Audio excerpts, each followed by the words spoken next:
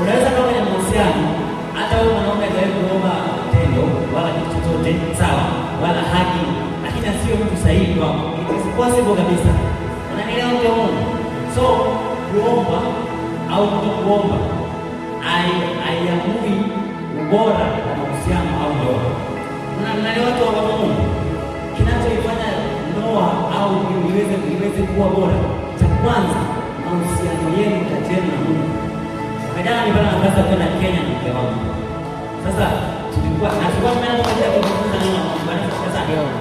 Baada ya kuwa na wanafunzi sasa waliona. Na mimi kama Bwana amefanya kitu na mimi nafanya kweli kweli. Kuonyesha wengine wale ambao kama kweli haiwezekani. Kama Mungu amenionyesha mimi basi ndio. Bwana asifiwe sana. Tulikuwazana kitu kidogo tu. Jana cha kawaida kabisa.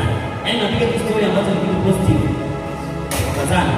Kwa sababu niko positive na nimemfundisha yeye kuwa positive. Jamani, mtu wangu mimi kwanza kumfundisha mambo ya mahusiano katika namna ya Mungu ni mtu anayemwelewa mahusiano.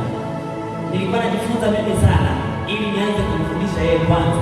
Nijue nini kitu hiki. Tunaona kwa Mungu.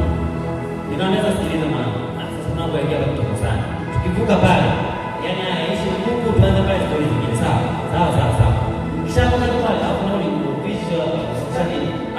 Yaani kuna namna namaliza kwa sababu hamtaki uchungu. Msaliwe na mkapa na ndefu. Bwana asifiwe sana. Yote haya yanapata kwa sababu tunaingia nini? Kichwa. Swala hata kama unaye mtu kwenye mahusiano, lakini inawezekana hajakuomba chochote, lakini anaweza akawa sio wa kwako.